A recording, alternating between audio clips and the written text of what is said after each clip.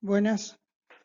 En esta clase le voy a hablar sobre cardiología y cómo podemos estudiar desde el punto de vista de diagnóstico por imagen básico algunas patologías cardiológicas. Lo primero que tienen que valorar a la hora de observar una radiografía de tórax para valorar el corazón, como cualquier radiografía de tórax, tienen que ver que esté adecuadamente centrada, es decir, que el centro de las vértebras estén a equidistancia del extremo medial de las clavículas, que se superpongan las clavículas a nivel de los campos pulmonares superiores de ambos pulmones, eso quiere decir que está adecuadamente angulada. El grado de inspiración es importante que esté bien inspirada la radiografía. Se dice que está bien inspirada cuando se pueden contar entre 7 y 8 costillas, y se dice que está hiperexpirada o hiperareada cuando tiene más de 8 costillas y expirada cuando estamos contando 4 o menos costillas. El grado de penetración es importante. Acuérdense siempre que a través del corazón permite ver el espacio intercostal posterior del lado izquierdo. Y lo otro que tienen que ver es que las vértebras, o sea, la columna vertebral dorsal, hasta la cuarta vértebra dorsal se logra ver bien, y después de la cuarta vértebra dorsal ya se empieza a ver como una radiopacidad sin poder distinguir muy bien los cuerpos. Eso me habla de que está bien penetrada. En cuanto a los movimientos, es importante, pacientes que se pueden mover, justo respirar o moverse por un motivo de excitación o cualquier motivo externo, hace que los bordes que se tienen que ver nítidos sean borrosos y uno hace sospechar de que el paciente se movió. No se olviden que para valorar una radiografía de tórax frente, si queremos valorar sobre todo lo que es la silueta cardíaca y el índice cardiotoráxico, tiene que estar adecuadamente sacada. Para lo que es una radiografía de tórax de estudios del corazón, se recomienda que soliciten en el pedido teletórax, para que de esta forma el técnico que realiza la radiografía sepa que hay que colocar el tubo a 1,80 m, que es la distancia estándar que se hace para que se altere lo menos posible en las estructuras. Y lo otro que tienen que saber es que una radiografía teletórax para el índice cardiotoráxico tiene que ser postero anterior, es decir, los rayos van a entrar por la región posterior, el paciente va a estar apoyando el pecho sobre el chasis, las manos van a estar en la cintura y los codos hacia adelante. De esa forma separamos los omóplatos de los pulmones y permite ver muy bien todo lo que es campos pulmonares y corazón. El corazón, al estar en íntimo contacto con el chasis, permite que presente menos alteraciones en cuanto a su diámetro, que si sería al revés, si el paciente estaría mirando el tubo, tendríamos el corazón adelante y al estar más lejos del chasis puede ser que tenga una pseudocardiomegalia cuando en realidad no la tiene. Por eso es importante que el corazón se apoye sobre el chasis para que tenga una dimensión lo más parecido a la real.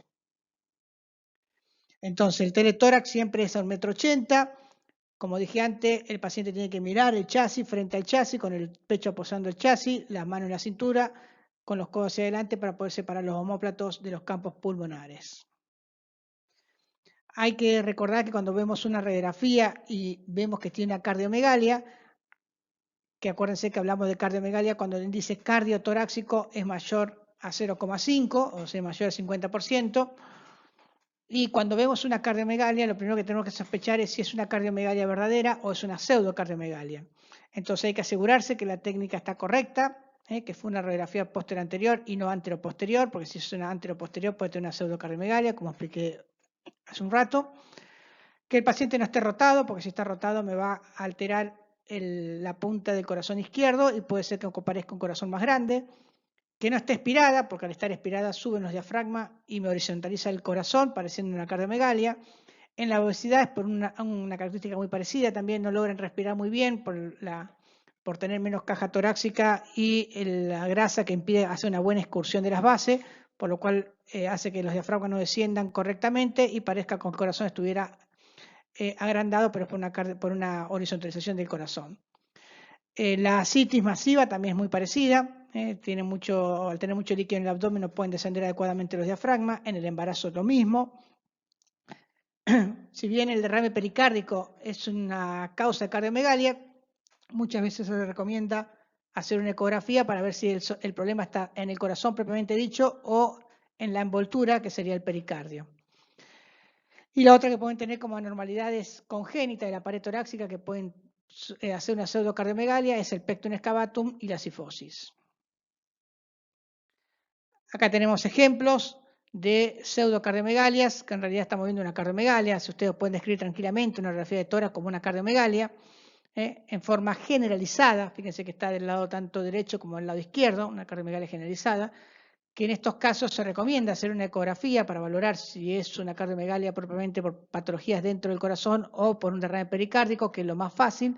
En la ecografía se puede ver muy bien lo que es el derrame pericárdico, las 4 cavidades con el derrame pericárdico, y muchas veces, si quieren estudiarlo mejor por otros motivos, para ver si es tumoral o lo que sea, se puede hacer una tomografía, donde estamos viendo con contraste también las 4 cavidades, el derrame pericárdico anterior y el derrame pericárdico posterior. Y con la resonancia también se ve muy bien, lo estamos viendo también las 4 cavidades y el derrame pericárdico, que si bien es leve, también tiene un poco de derrame pericárdico. Quiero que se lleven de esta diapositiva que ante una cardiomegalia desde el punto de vista radiológico, empiecen por el método más sencillo que es el ecocardio, que nos permite no solamente estudiar el corazón, sino la cavidad pericárdica. Vamos a hablar un poquito de cardiopatías en adultos. Los adultos cuando cae la consulta hay diferentes escenarios que podemos ya tener en esos pacientes. Generalmente son 3. Primero es un paciente que ya sabemos que es una cardiopatía conocida y viene para una revisión periódica. La segunda es que no sabemos que el paciente tiene una cardiopatía y se puede diagnosticar mediante la consulta y la radiografía y queremos ver, y puede tener algunas complicaciones esa cardiomegalia en la misma consulta. Y la tercera es en aquellos pacientes que se quieren valorar diagnóstico ya hecho y queremos ver si hay alguna complicación. Entonces, cuando vemos un paciente que sospechamos una patología cardiológica y queremos ver la radiografía, no se olviden de pedir un teletórax y lo que tenemos que valorar y describir es la silueta cardíaca, cómo está esa aorta, el botón aórtica, si tiene prótesis, dónde están ubicadas, si están adecuadamente ubicadas o no, si hay calcificaciones dentro de la prótesis o por fuera. ¿Cómo está la vascularización pulmonar? No se olviden que la vascularización pulmonar es un índice de cómo está funcionando el corazón, así que valoren la vascularización pulmonar y valoren si hay presencia de malformaciones torácicas o de alguna parálisis frénica. Cuando tenemos una radiografía de tórax y tenemos que valorar el mediastino, fíjense, lo primero que tienen que valorar es cómo está la tráquea en el centro, es que la radiolucidez que estamos viendo, y después los bordes mediastinales, que tenemos el borde mediastinal derecho y el izquierdo. Vamos a empezar por el borde mediastinal izquierdo. Lo primero que van a ver como si fuera una imagen convexa hacia afuera es el botón aórtico, después viene el tronco de la arteria pulmonar, a veces se ve algo de la orejuela, de la aurícula izquierda. Recuerden que sé que generalmente se ve recta, si la ven muy convexa a la orejuela, piensen en que puede haber una patología cardiológica. Y después viene lo que es el ventrículo izquierdo. Si ustedes miran todo lo que es derecho, es arterial, si bien tenemos la arteria pulmonar que lleva sangre venosa, recibe el nombre de arteria pulmonar, así que recuerden que todo lo que ven del lado izquierdo es arterial. Y del lado derecho es venoso, tienen por arriba la vena cava superior, después tienen la aurícula derecha y en este lado van a tener lo que se llama el tronco venoso brachiocefálico derecho que se junta junto con el izquierdo para formar la vena cava superior. Y muchas veces ven como si fuera un calladito acá chiquitito, que es el callado de la vena ácigo desembocando en la vena cava superior.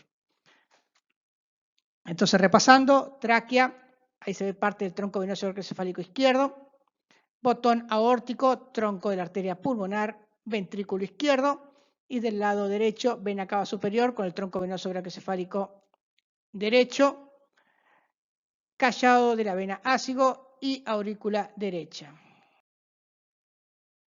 Bueno, muchas veces tenemos que hacer radiografía de perfil también, que da diferente información a lo que es la radiografía de frente. Recuerden que lo que tenemos que valorar en una radiografía de perfil, desde el punto de vista no solamente cardiológico, sino pulmonar, lo que es el espacio retroesternal, el espacio claro retroesternal, que está formado por campo pulmonar, y el espacio claro retrocardíaco, que también está formado por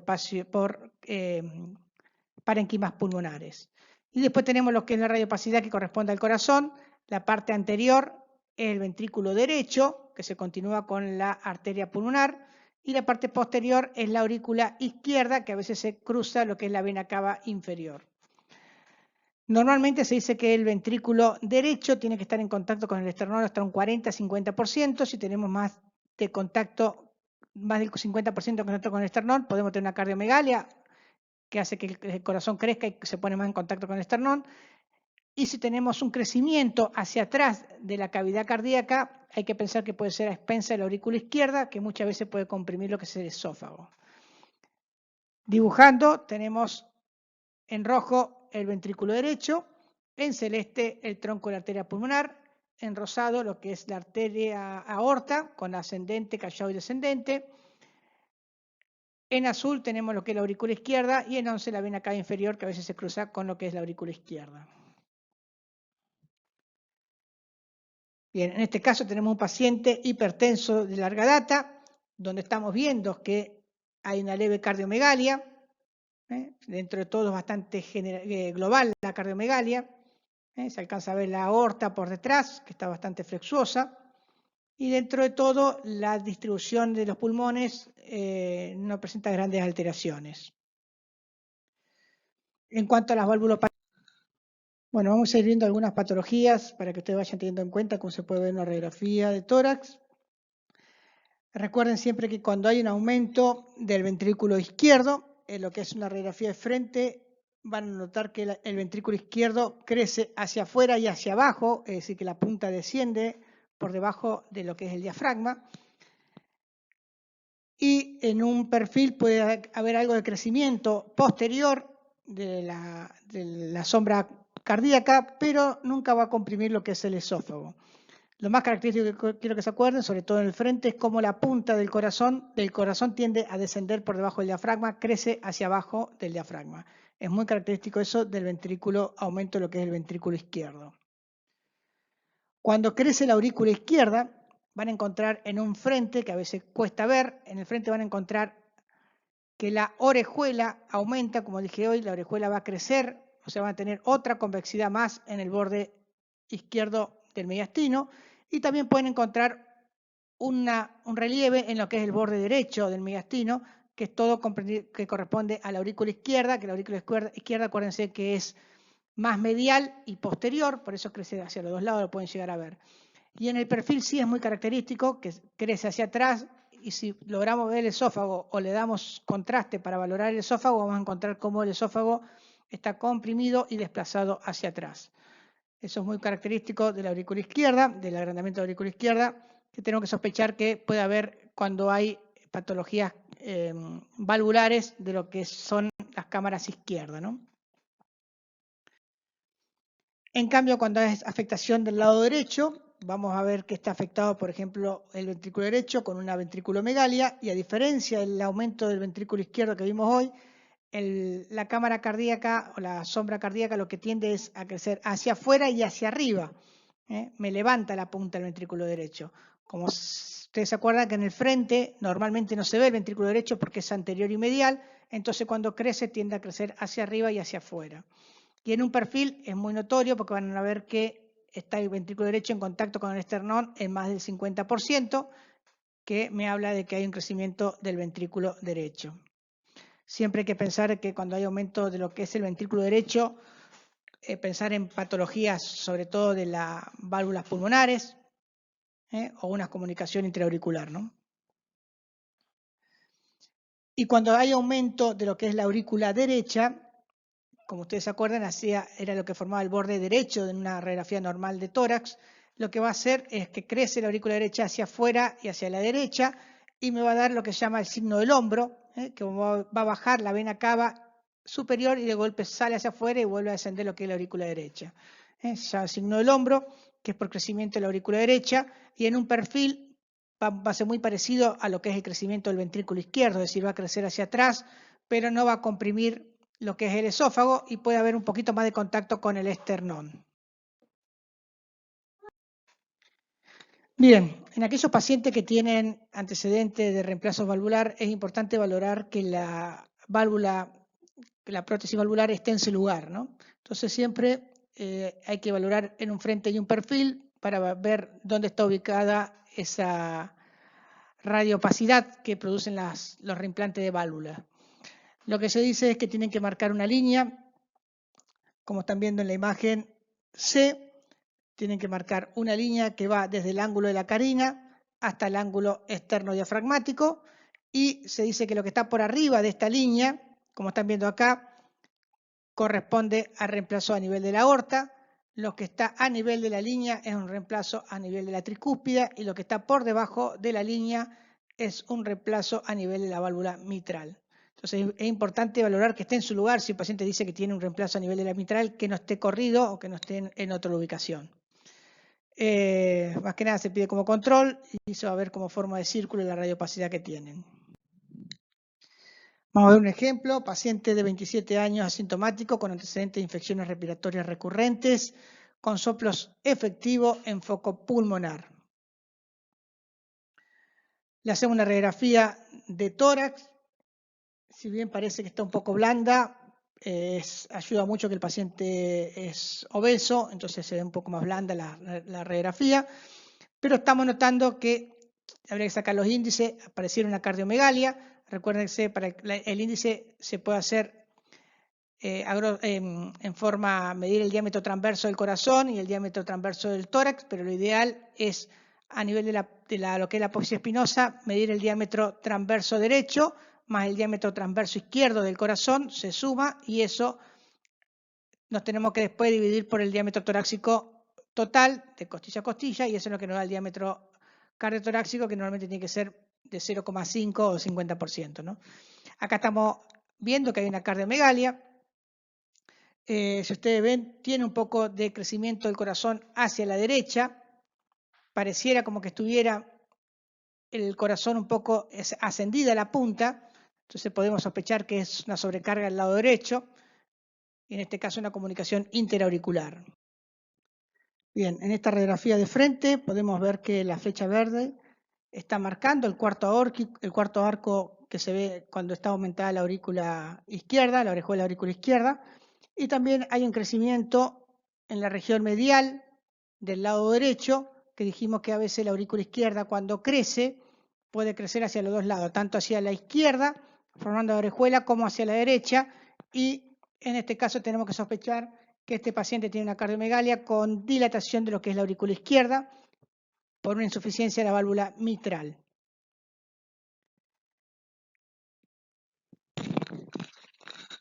Ya vimos cómo es el crecimiento de las cavidades cardíacas, y algo que es importante valorar cuando uno sospecha cardiomegalias es la distribución de los vasos a nivel de los campos pulmonares.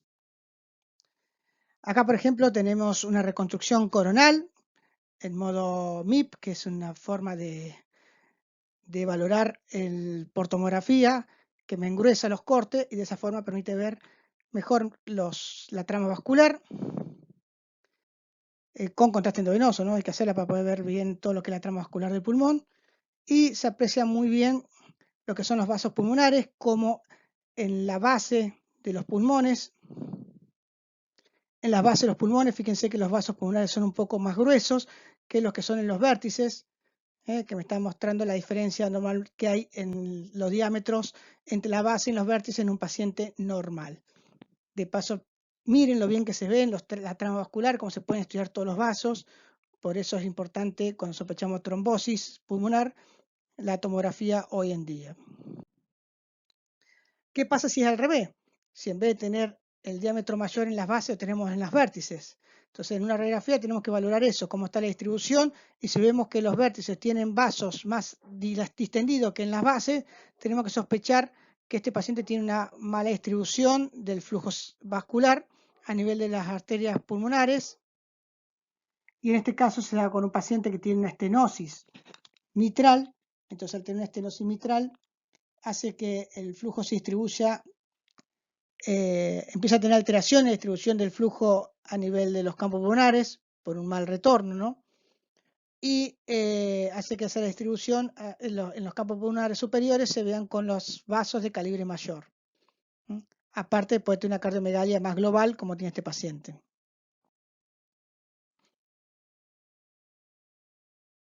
Y muchas veces puede pasar otra cosa, que el paciente en vez de tener aumentado los vasos en el vértice, puede ser que los pacientes tengan disminución de los vasos pulmonares en la periferia de los campos pulmonares, de un lado y del otro. Como están viendo en el diafragma de la B, en el diagrama de la B, que están viendo cómo los vasos están chiquititos, y eso tiene que sospechar o que es una hipertensión pulmonar severa, o que puede tener un trombo, si es de un solo lado, un trombo a nivel de las arterias pulmonares. En este caso están viendo que hay una hipoperfusión periférica de los dos campos pulmonares y están notando cómo el tronco de la pulmonar, en este caso, está muy distendido. Fíjense que está la aorta pulmonar. El tronco de la pulmonar está muy distendido, muy dilatado. Hay que pensar que este paciente tiene una hipertensión pulmonar de la arteria pulmonar, por lo cual hace que en la periferia los vasos se contraigan y se vean, casi no se noten en la radiografía. Entonces, cuando ven un paciente con diámetro de la arteria pulmonar a nivel del tronco aumentado y a nivel de las arterias pulmonares, tanto izquierda como derecha, con el diámetro aumentado, también tiene que sospechar que este paciente tiene hipertensión pulmonar, sobre todo si tiene hipoperfusión periférica. Son pacientes que muchas veces tienen enfisemas o son pacientes POC, entonces ese enfisema, esa fibrosis hace que los vasos se empiecen a contraer y hace que tengan la hipertensión pulmonar propia por el EPOC, ¿no? Entonces busquen siempre, cuando ven hipoperfusión, busquen cómo está la pulmonar, tanto el tronco como la rama derecha, que es la más fácil de ver. Acá tenemos otro paciente con EPOC, donde están midiendo la arteria pulmonar, en este caso derecha. Se dice que cuando es mayor de 16 milímetros es porque está distendida. Y también busquen siempre el tronco de la pulmonar, como está, que acá está un poquito también aumentado, ¿no? En este caso es un paciente con hipertensión pulmonar, con EPOC, ¿no? Y estenosis aórtica. Al tener estenosis aórtica, pues eso tiene ese aumento del ventrículo izquierdo, que tiende a meterse por el diafragma, y un poco también la orejuela de la aurícula izquierda, que también está aumentada. Bien, entonces vimos ya cómo los vasos pueden estar aumentados en el vértice, disminuido en forma generalizada, o como estamos viendo acá, aumentado en forma generalizada. Es decir, que los vasos pulmonares están aumentados tanto en el vértice como en la base. Cuando vemos los vasos aumentados tanto en el vértice como en la base, tenemos que sospechar, como en este paciente, que es una comunicación interauricular, por lo cual aumenta el flujo del lado izquierdo, le lleva más sangre a los pulmones, y al llevar más sangre a los pulmones, hace que aumente el tamaño de los vasos pulmonares, tanto en los cilios como en la periferia. Generalmente se observa en forma simétrica y bilateral, y la arteria pulmonar puede estar aumentada de tamaño, como están viendo acá, la arteria pulmonar aumentada de tamaño, con una cardiomegalia generalizada, que muchas veces está predominio de lo que es el ventrículo derecho. Hay que valorar el ventrículo derecho si está aumentada la punta, pero fíjense que lo que más se nota acá, que lo que está aumentado es la aurícula derecha, con el signo del hombro, como se nota que está aumentada la aurícula derecha. Entonces, acuérdense siempre que vean el tronco de la pulmonar aumentado, que pueden sospechar que tenga una hipertensión pulmonar o, como en este caso, una hipervascularización pulmonar por una comunicación interauricular. Bien, entonces tenemos que pensar que hay causas que pueden aumentar el flujo a nivel pulmonar y causas que lo pueden disminuir. Las causas que lo pueden aumentar el flujo a nivel pulmonar es todo lo que produzca cortocircuito de izquierda a derecha, como dijimos recién, la comunicación interauricular, la comunicación interventricular, el ducto arterioso permeable, el hipertiroidismo, y después vienen otros como anemia, embarazo, enfermedad de Paget. Y las que pueden disminuir el flujo a nivel pulmonar, que produzcan oligoemia, son los que hacen el cortocircuito al revés, de derecha a izquierda, como es la tetralogía de Fallot, la estenosis de la válvula pulmonar, la atresia o agenesia o hipoplasia de la arteria pulmonar, el TEP masivo a nivel de las pulmonares, TEP masivo que sea bilateral para poder ser diagnóstico diferencial, ¿no? Si es unilateral es más fácil, ¿no? Y el síndrome de hipercavidad pulmonar unilateral, que es un síndrome que se da por también congénito, ¿no? Bueno, en esta radiografía estamos viendo cómo Hay una radiopacidad basal, fíjense, una radiopacidad basal, algodonosa, fíjense cómo sean algodosas, redondeadas, como si fueran nódulos redondeados, ¿eh? Con los hilios congestivos, y cardiomegalia con el ventrículo izquierdo que tiende a descender, a aumentar y meterse por abajo del diafragma. Este es un edema agudo de pulmón, por una cardiomegalia con edema agudo de pulmón, con lo que se llama signo de ala de mariposa, que se ve muy común cuando empieza a juntar líquido dentro de los alveolos, por eso esa congestión algodonosa, que a medida que va creciendo empieza a ir hacia los vértices, ¿no?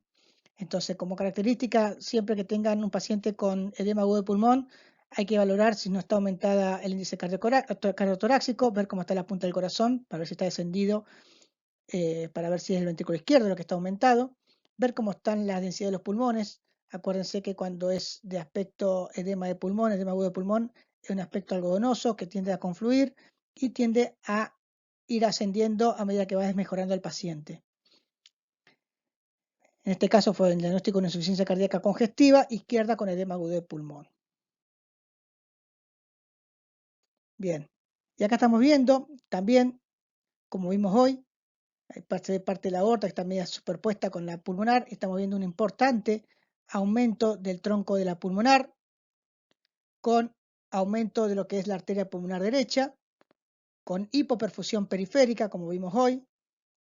Casi no hay vaso afuera. Estamos hablando de que este paciente tiene una hipertensión pulmonar, lo más que segura por un enfisema o un EPOC, para no decir, para ampliar un poco los diagnósticos, pero lo más que seguro que sea para algún enfisema por las características del atrapamiento aéreo que tiene, ¿no? Y en un perfil estamos viendo lo mismo, como el tronco, acuérdense que este es el ventrículo derecho, y el ventrículo derecho se continúa a la pulmonar, y fíjense cómo la pulmonar está aumentada de tamaño, con parte de la pulmonar descendente también aumentada de tamaño, ¿no? Lo que es la arteria pulmonar derecha e izquierda. Siempre recuerden que la arteria pulmonar izquierda, que es esta que estamos viendo acá, perdón, la derecha, que es esta que estamos viendo acá, se cruza hacia el lado derecho, y la izquierda tiende a pasar por arriba del bronquio fuente para ingresar por detrás del bronquio fuente izquierdo. Y lo otro característico que tiene acá es cómo está aumentada la cardiomegalia con la punta apuntando hacia afuera, que me está indicando que lo que está aumentado es el ventrículo derecho, y cómo está en contacto el corazón con más del 50% con el esternón, que me está indicando que lo que está aumentando es el ventrículo derecho. Hablando un poquito de TEP, sepan que la mayoría se originan en trombos que se forman en los miembros inferiores, lo más común y la pelvis. Los factores de riesgo ya lo conocen: reposo prolongado, edad avanzada, postoperatorio reciente, hipercoagulabilidad. Son siempre criterios que hay que tener en cuenta cuando sospechamos TEP. Y la gravedad y mortalidad va a depender mucho del tamaño del TEP y de la cantidad de TEP que puede tener este paciente, ¿no? Sobre todo de qué estado estamos hablando previo a este TEP, el estado cardiovascular que presenta el paciente, y el tratamiento cuanto más precoz es, mejor, ¿no? La radiografía de tórax muchas veces no es muy sensible para TEP. Podemos llegar a tener una radiografía normal y no quiere decir que no tenga un TEP, así que el diagnóstico no es radiológico. Lo que sí podemos encontrar a veces hallazgos indirectos que uno sospecha que puede ser un TEP, como un hipoflujo pulmonar focalizado, una hipertensión pulmonar aguda, esos signos que vimos de hipertensión pulmonar pero aguda.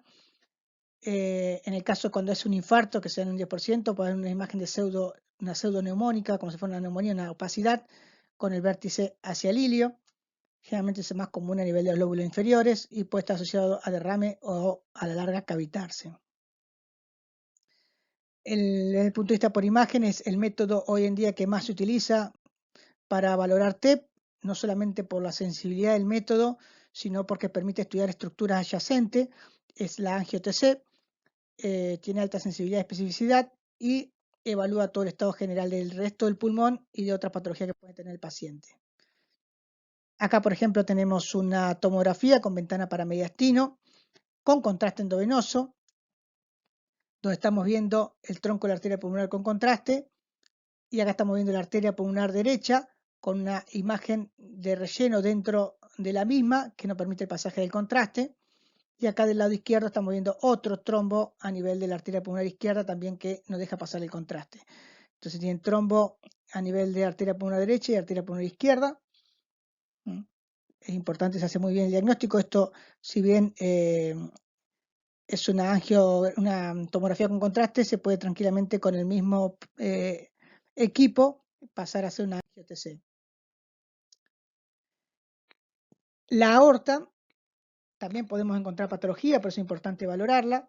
Normalmente lo que más tenemos que buscar es si tiene un aneurisma o una disección. Normalmente la aorta a nivel del callado mide 30 milímetros, la descendente y abdominal a nivel suprarrenal mide 25 y a nivel infrarrenal mide 20 milímetros. Y se dice que hay un aneurisma cuando supera el 50% de este valor que dijimos recién. Y los aneurismas se pueden clasificar según la pared, es decir, los que tienen pared verdadera con todas sus capas, y los que no tienen una verdadera pared, que son los pseudoaneurismas, que generalmente se da por una ruptura de una de las paredes, sobre todo la íntima, por algún proceso traumático infeccioso postquirúrgico. Y después por su forma tenemos la forma sacular o la forma fusiforme, y en su localización también depende de dónde está localizado, podemos diferenciar las diferentes aneurismas, y muchas veces la extensión es importante a la hora de describir los aneurismas, ¿no? Acá estamos viendo una radiografía de tórax, donde estamos viendo ensanchamiento mediastino superior, y si ustedes miran con cuidado, estamos viendo cómo está aumentado tanto el lado derecho, se puede seguir el recorrido, y cómo está aumentado el lado izquierdo, que se puede notar que lo que está aumentado en este caso es la aorta, y en este caso fue un aneurisma de la arteria de la aorta. Entonces vamos a encontrar un ensanchamiento mediastinal con bordes lisos, aumento del calibre de la aorta, estamos viendo las flechas, que se ve muy bien. Este es un paciente de 56 años con dolor abdominal, masa palpable, pulsátil en abdomen.